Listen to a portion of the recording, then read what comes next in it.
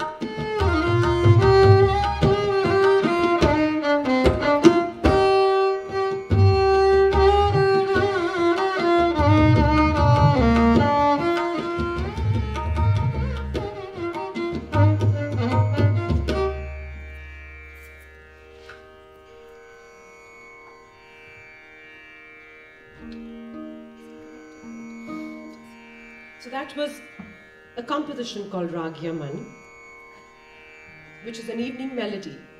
And at this point, I would like to talk about how music influences the human mind and body. And all of you must have been familiar with the term music therapy and how lots of research being done across institutions where music is used as a recuperative therapy for calming the mind, helping the generation of feel-good hormones in the body.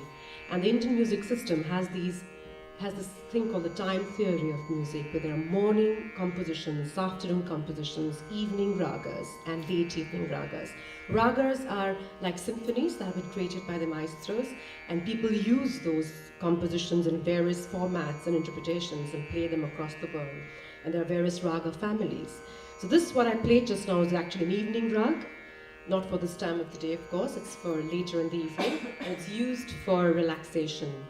Rag Yaman. So you might always, go to a music store and get an album on Rag Yaman, whether it's vocal or instrumental. It's used in the evening. So when you drive back from work, you can use that melody in the car or music system at home. There are rags in the morning that also help in recuperation of problems like arthritis of the bones. There are rags called Rag Bhimpalashri, which is an afternoon rag, which is used in a lot of depression clinics, rehabilitation clinics. Doesn't mean that we have to be depressed to hear that rag. We can use it at 3 o'clock in the afternoon. And Bhimpalashri is a very common composition where a lot of jazz, into jazz, a lot of folk music is based on. At 3 o'clock in the afternoon, that's the time, 3 to 5, when you hear that rag. The first lesson that I learned from music, and which I would like to share with all of you here, which is part of the program I run for leadership in music, is that Indian classical system teaches us to build depth in one rag or one composition for your life. So when I first learned Rag Yaman, my mother said, you have to keep playing this all your life. I mean, it's not a very encouraging thing for a music student to know that you're going to play one composition all your life. But the more you build the depth in one domain or one rag, more flexible your ability to be able to collaborate, to increase your repertoire, to be able to align with different kinds of musical styles, compositions, instruments, and different kinds of audiences. Because today the world is about how you can adapt to a changing environment than just sticking to your own line of thought. So it is it's hard for students to know that you have to really build a lot of depth in the classical arts, but the discipline gives young executives in the corporate world. That's where we use it in India, and also for Sintel, where I've worked for, and we've got a lot of colleagues from Sintel here this evening. Building depth of domain in one subject really helps people to deepen their knowledge of the subject, to be able to contribute a lot of ideas and innovations which they wouldn't have if they have to scale up so fast. So as much as we like scalability, dual skilling, changing people across projects, which we have to do in a global economy, you suddenly have 100 seats that you need to outsource to India probably. So suddenly there's a team with 500 people where they can give 100 people away to the new project. It's great. It makes people flexible, business scalable, but we have to keep our young executives in focus that they have to keep building on the domain, whether it's technology or finance or HR, insurance or banking. And from the industry that I've worked for so many years, I think depth of domain has been the differentiator throughout changing business times and business environments in the last 15 years. Learn one raga and you can never go wrong. You can play anywhere in the world. That's the message. We come on to the next section, wherein we're going to do a piece where we'll try to demonstrate partnership, collaboration, and how teamwork is not about how good you are in what you do, it's how you can influence people to work together with you. And how every member of the team is so essential for the whole. There could be star performers in some of your teams, and that's what most managers and bosses like, star performers all the time. And we all wish that we only have star performers in our team, because it's so easy to get ready-made team resources. And when clients come, presentations have to be done, or you really have to get on with a really tough, new, challenging project, you always think of the star performer. But the car has one engine and four wheels. Lots of other accessories that make the automobiles. In the same way, every individual skill is important for the whole. It could be a back-end function where there's not much visibility, but every single entity of a team make the whole. And I think if leaders and young managers can realize that, that's how teamwork, that's how you can take the team forward towards a common goal. As much as you need the stars, you also need the committed workers, you also need those who are consistent, and you also need those whom you can trust and depend on during crisis. So a star performer is great, but so are the enterprising ones. So are the effective performers. That's how we use the bell curve in the organization to determine performance. I'm sure you use it even in this country in organizations across business, where you fit people into the performance curve.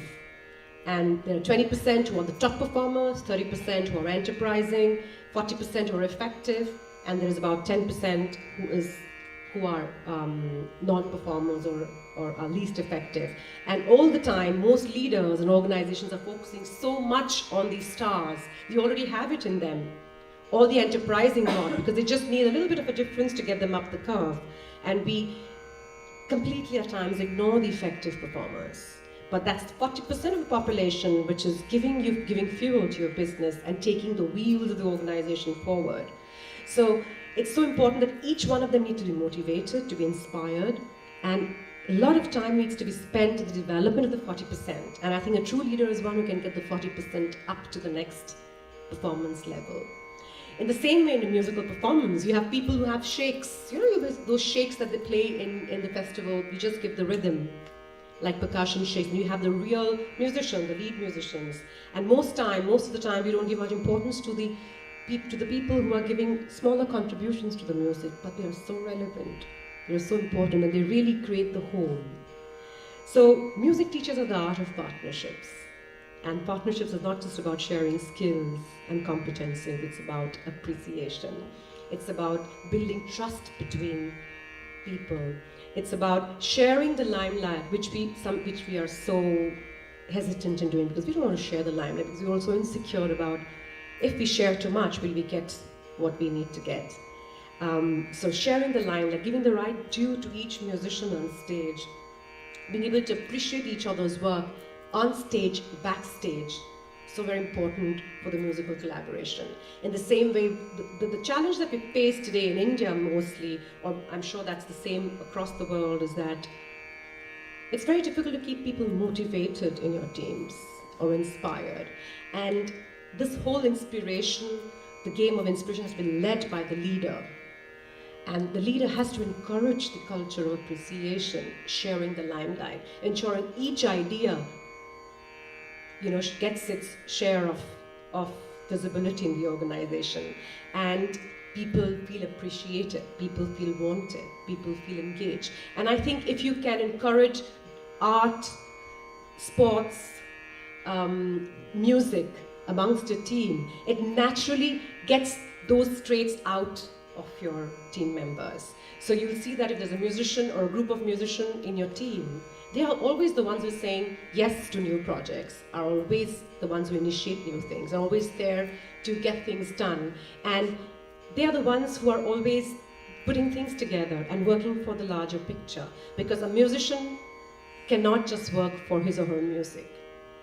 My qualifications, my experience, my interest in music is irrelevant to the outcome and the product that I create. It has to be what the audience wants and how much the group playing with me can support me.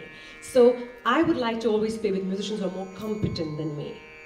Again, bringing us to this fact that as leaders, managers do not like too many competent people in their team at times. They feel insecure. Right, so let's encourage our young executives that if they really want to become leaders and visionaries and influencers and people who can take the teams forward, encourage competence. And let's not be insecure to work with people who are more competent than us, because we don't realize that when we work with people who are more knowledgeable, more qualified, more competent, our level of performance goes high. So that's something that I've learned from the music world, and you could use a craft, art, culture as a great binder to create these inspirational connections, because musicians have to work in a group. There is no other way. On this note, I'd like to introduce the two partners that I have on stage today. On the tabla, that's the Indian percussion. I don't know how many of you have seen the tabla. That's the typical percussion that we use for North Indian music, Hindustani music. And for the South Indian or the Carnatic style, you use a different kind of a percussion. But today, those layers are all fading out, and you'll have a performance of North Indian music with the South Indian mridangam. You will have a South Indian performance with the Indian tabla. You'll have a world music ensemble with the drums and all kinds of folk instruments, indigenous instruments, and the tabla and the drums. That's Hardeep here, who is from Glasgow. A round of applause for Hardeep, please.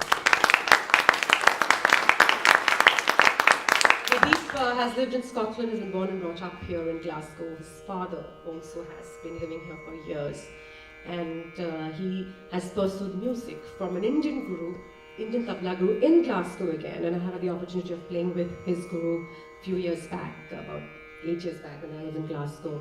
And he's been very kind to come and perform with us this afternoon.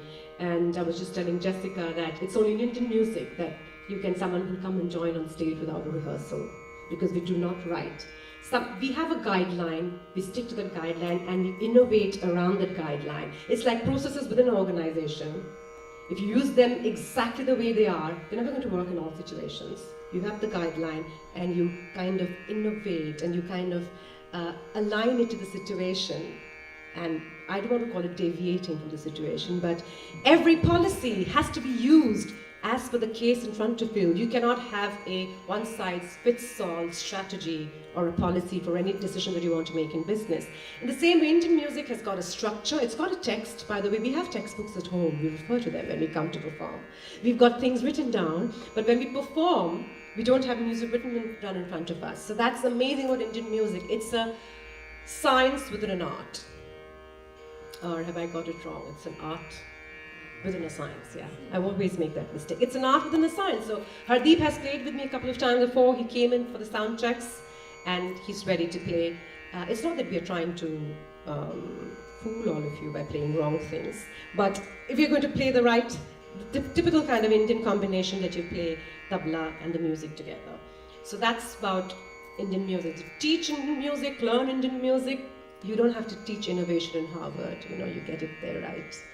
Because that's how you are oriented from the very first lesson that you get. Write down the composition, but not perform it as it is. No textbooks when you're performing. Performing it on the spot, spontaneous, recreating from there, and reproducing and interpreting it in a different way.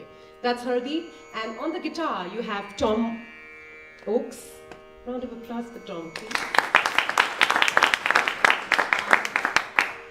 Tom was hesitant to say that, are you sure I'm going to play in the workshop? And he's been used to a lot of Indian music. He's taken lessons from an Indian music teacher. And Tom is not just a guitarist, he's a special educator in music. And he works with a group called Paragon. He has their t-shirt logo on his t-shirt. Paragon is an ensemble that does music for people with special abilities, children and adults. They work with them, do workshops with them, and make them perform musical pieces. Dance, there are people on wheelchairs who are performing ballets through people like Paragon. So I'm really very proud to be associated with Tom and his group, and the entire group is performing with me tomorrow at the festival, their director and the flutist and all of them. So that's, we have these, Tom and Hardeep are my two partners in this session today, and I'm going to play one of my favorite pieces called The Tour of India, and which is my demonstration of the concept of partnerships and art of collaboration. And I might ask a few questions to you at the end of the session, just about how your experience has been with the whole demonstration.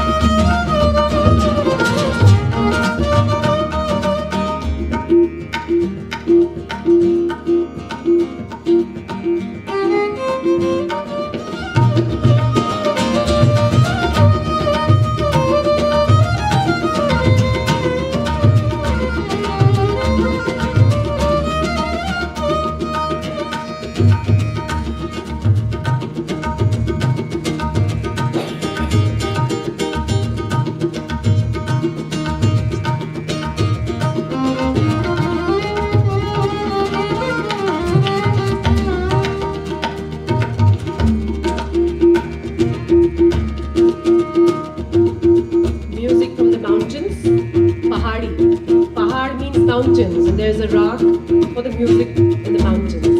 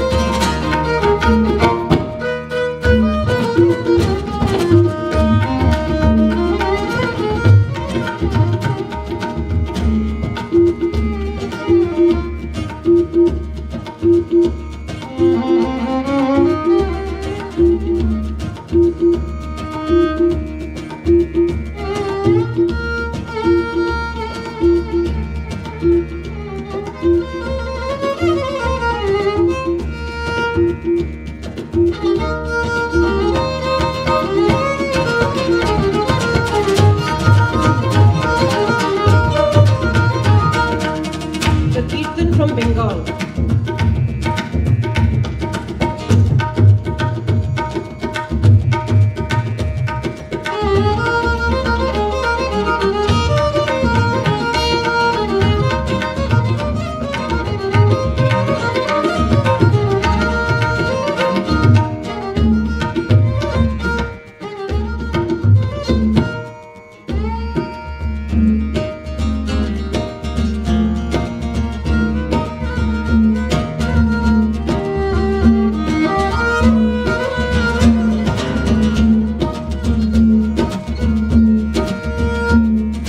From Bengal, the music from the deserts.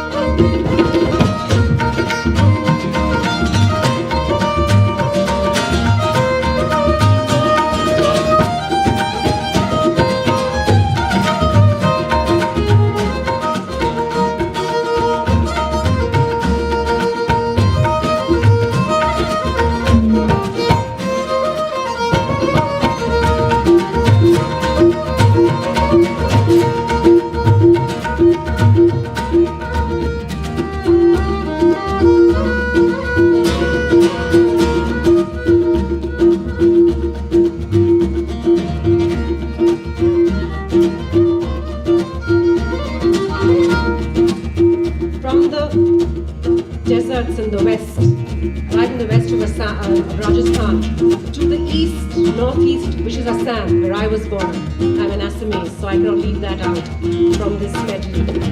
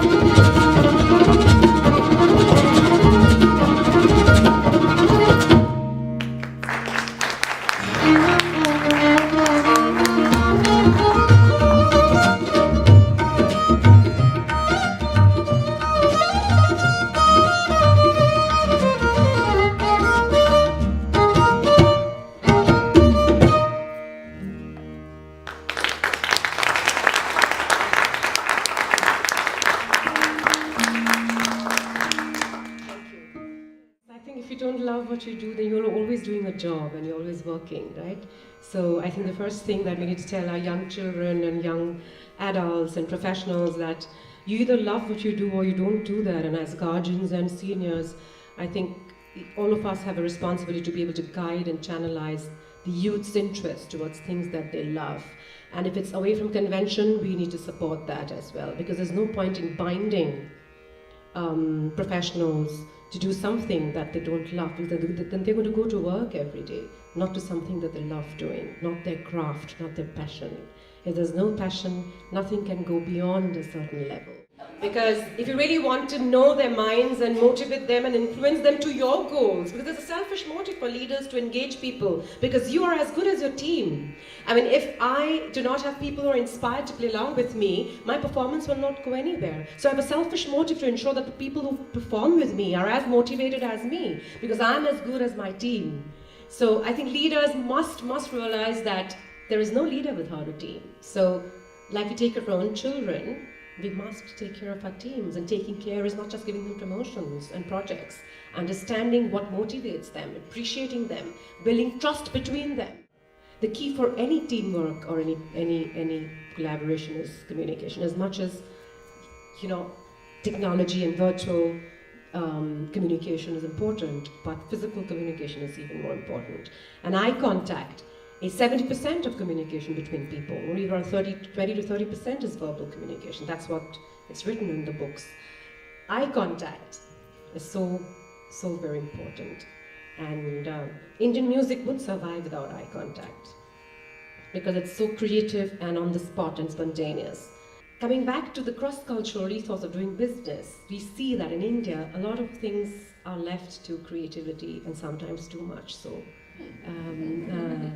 Yes, I'm sure all of you have experienced working, you find a lot of intelligence and a lot of spontaneity, but because we are so spontaneous and our culture is so deep-rooted in spontaneity, our music is so spontaneous, our art is so spontaneous, our dance is so spontaneous, our characteristics as personalities are also very spontaneous. And like, for example, we don't like to plan in India. We don't have plan B, C, D. We just have one plan. If that doesn't work, we'll figure out what happens. But we're learning to have plan B and C, because since liberalization happened, and that's the best thing that our ex-Prime Minister did, Dr. Manmohan Singh, in 1991, he opened up the markets in India, and thanks to him, today we have a diaspora of the professional world here attending this session. One of the companies I consult for, Sintel, has got 2-3 of its customers who are attending this session. Since 1991, India has opened up to a global economy, and we've had a lot of teething problems during that time, because in India, we do not like to say no to our guests. We don't like to say no to authority. So a customer for us is like a guest. You're visiting the country. So whether you've come to do business or to just meet us, we can't say no to you. So we say yes to everything that you tell us. And then it doesn't get done that way, because technology and business and projects and deadlines don't just happen by saying yes. So, in fact, one of the largest projects I worked on has been cross-cultural orientation. I was just telling Jessica on how the Indian yes and how to interpret it. Yeah, so that's a section I'm going to take care of in the next piece. I've got a musical demonstration to make it lighter and make it positive, so the moment more people come to India and not get scared away by the Indian yes. But like you said, it's the difference between the music world. It's so different. The way you approach to Western music and the approach to Indian music is so different, because everything is written down in Western music. And when you come for a performance, you have your sheets in front of you. There is no, I won't say scope. There is no SOP for innovation. There's no standard operating procedure for that. But in Indian music, the whole process is innovation, like you just saw with us. So that's the basic difference between the two styles. And today, it's amazing how a lot of Indian musicians are daring to do these projects. Like you have Zubin Mehta doing something with Kashmir music in Kashmir last year. You have Soumik Datta tonight. Sarod is doing something at the Mela with the Scottish Chamber Orchestra. And next year, I may be back with a collaboration with Scottish musicians playing Western classical music. and Indian classical music and see where they all come together. So people are evolving, and you know, the walls are breaking down, the barriers are breaking down, but the inherent trait of the culture of both the music systems are very much there, and that doesn't change. So there has to be a platform where both come together, pretty much like we're doing business between probably India and Scotland, or India and England, and India and the US. It's all through experience. That's the reason we don't plan. We don't have planning in our DNA. And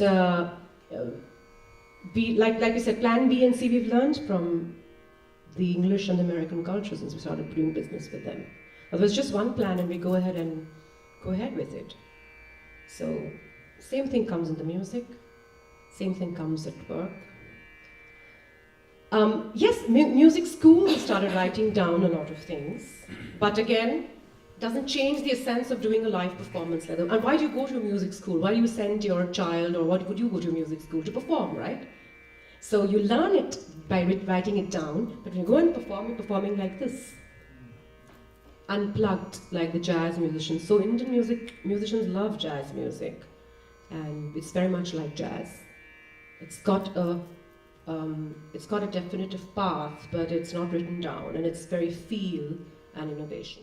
We trust each other. So there has been trust in this group. There's a trust that's been built within this group, which helps us take risks and innovate in the moment. So that's a very important element of team.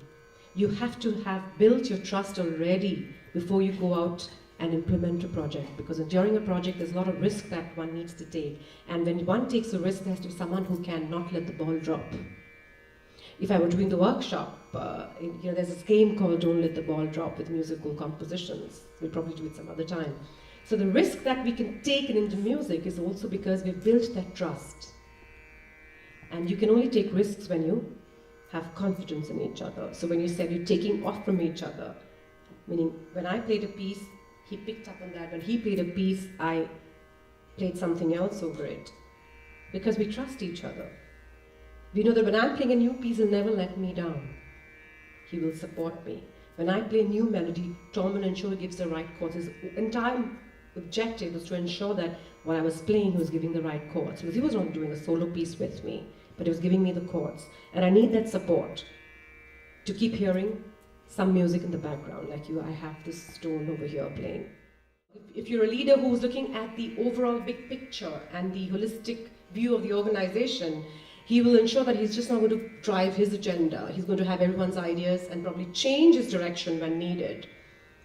But in music, we also have the situations, but because again it's so innovative, the whole context is innovation and creativity, that an idea that is not palatable or not acceptable, maybe by the percussionist, it just becomes a form of creation. I'm going to do one last piece on how cultural assimilation is so very critical for a business, especially when a business is expanding, and understanding the local culture, the ethos, being able to assimilate with the culture of the organization to start with. So there are various kinds of assimilation, levels of assimilation that a leader or a professional has to deal with. One is being able to align his body of language, body of knowledge, to the organization's goals. You could have been a more successful CEO in your previous organization, but this organization, this company, this corporation has a different goal and a different strategy because they're working with a different market, different set of customers, different set of products altogether. So the first level of cultural adaptation that an executive goes through is with his body of knowledge or his previous qualifications and the current context of the organization. And the organization as a whole, if they're trying to set up markets or trying to expand into various other geographies, the organization has to understand and be sensitive towards the local culture.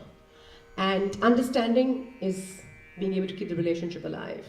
I mean, if someone's doing business in India and gets completely exasperated with the Indian yes, I mean, that's not going to work. So we've got to understand that the Indian yes can have different meanings, which means they don't want to say no, though we are learning today a lot.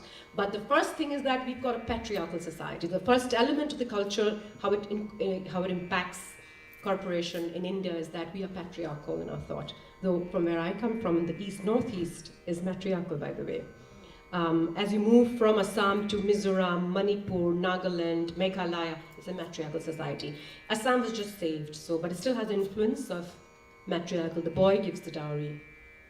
The girl doesn't have to give anything. So entire Northeast, there is no system of dowry because of the matriarchal influence. So the patriarchal influence is so strong that when an executive joins an organization, first thing is that the boss, immediately he equates the boss with his or her father.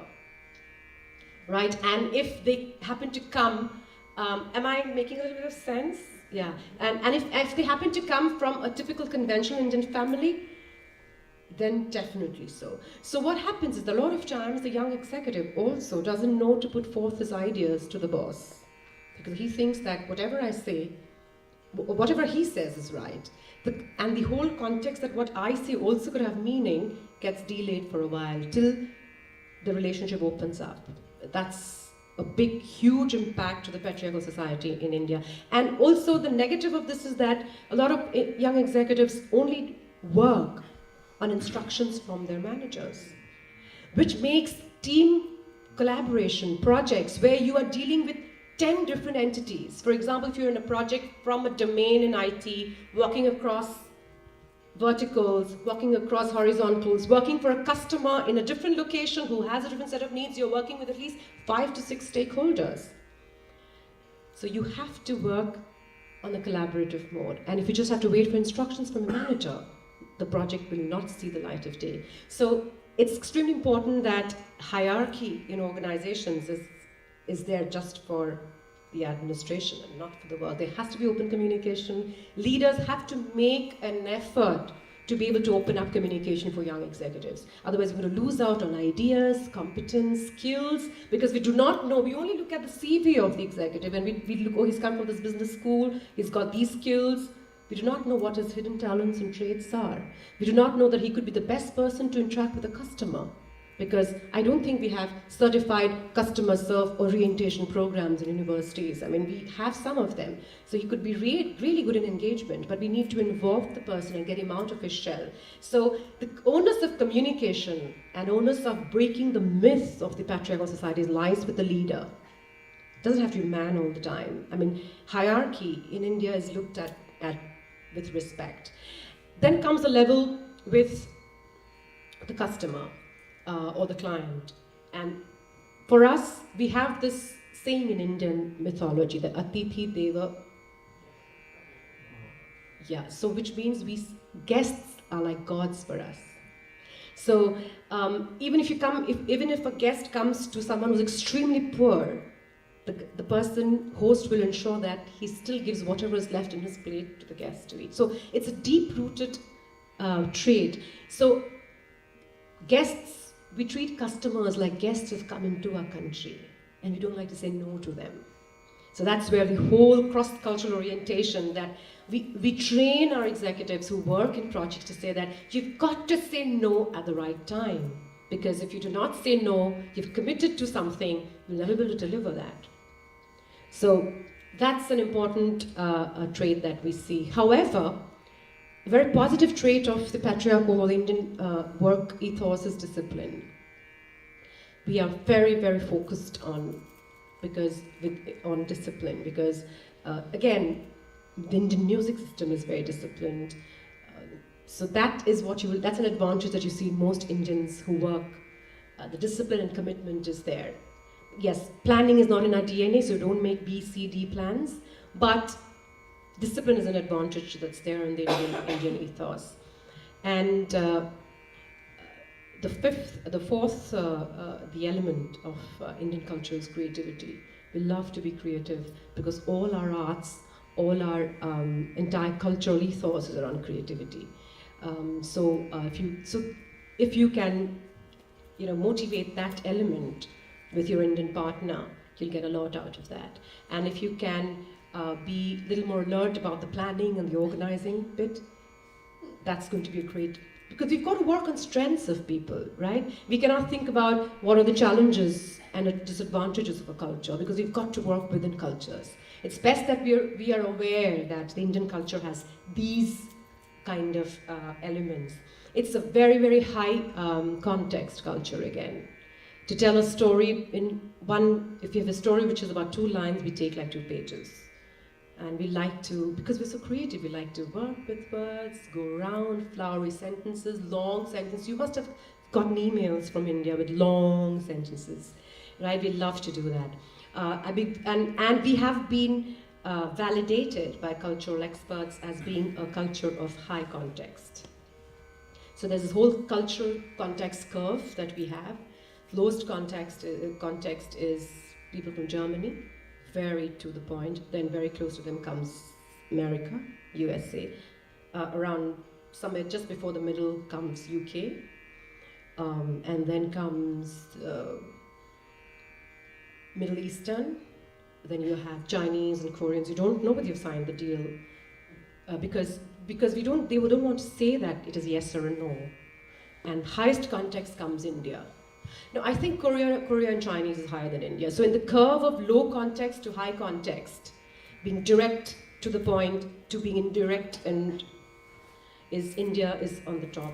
But there's Chinese and China and Korea, which is, with no offense to any cultures here, okay? If you're just talking very, very matter of fact, that doesn't disregard the fact that the best talents and a lot of ideas are coming from the Indian culture, and so many people, and India is a great market for people to be in. But one bottom line is that consider it done. We will do it in some way or the other. So whether it was a plan or last minute planning, but we finally get down to doing it because the creativity is so strong and the innovation trait is so very strong that things get done at the end. But yeah, there could be a chaos, which is what the method and the madness is all about. So we're just looking at stereotypes here. So exceptions have to be respected. But assertiveness for us has been a challenge, and it's been developed over the years now. And a lot of training professionals, communication experts are working. There are assertiveness modules, and there are 2-day-long programs on assertive communication today happening in India. Because we feel that when we say no to someone, we are doing a wrong thing and we're fighting with that person. But saying no with the logic of why something cannot be done, why an idea cannot be accepted, why a relevant idea will not work in the current situation is assertive. So we used to get aggressive in saying no, but now we have learned assertive communication, to say what we mean and what we can do. It has taken us 15 years to be able to come to this whole level of being competent in having an assertive communication, where both sides is win-win. So we always felt that saying no was being disadvantageous to us. And saying no was showing incompetence.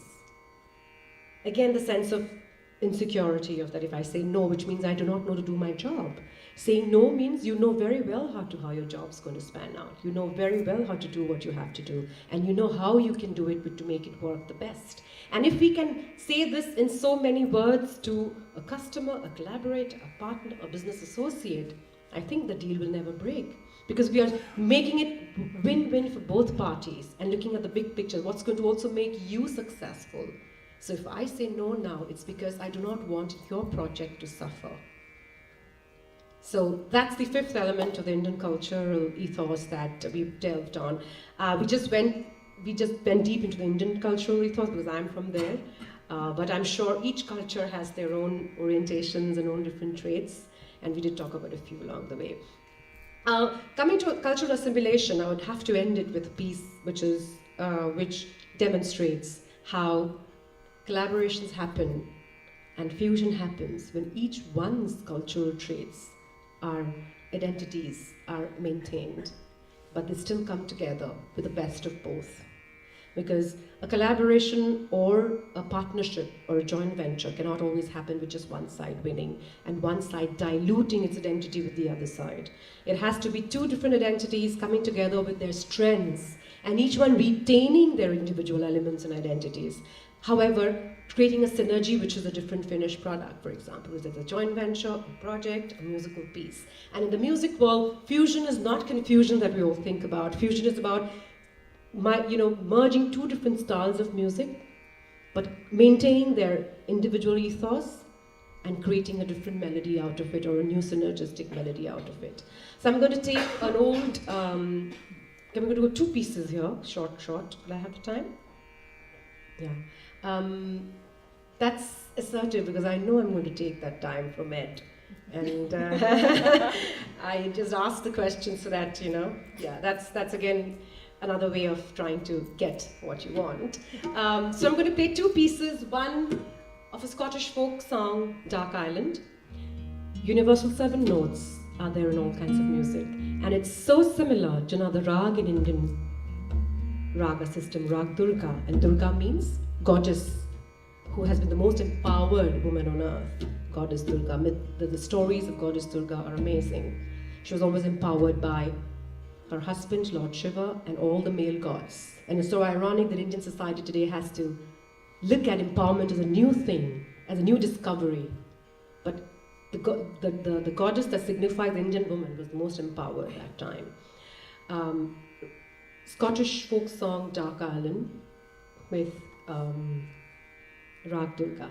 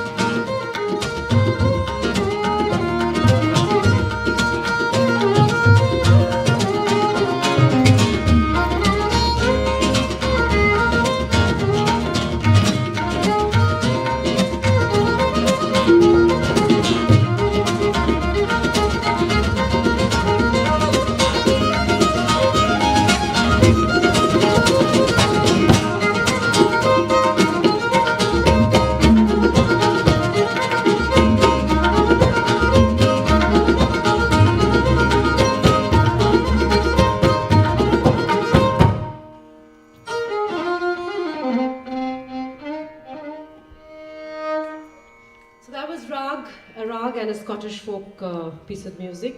The last piece is an Assamese folk, blended with some Irish folk. It talks about on the banks of the river. In my state, Assam, where I was born, the river is the source of sustenance for everyone. And all stories of people's lives are around the river, the great Brahmaputra. It's about a love story between a boy and a girl. The girl says, my body is swaying towards the river, and the boy thinks that she's swaying towards him, because the river is regarded as a masculine river. So the girl says, Noi loi hali leo deha, nada hali oi bhol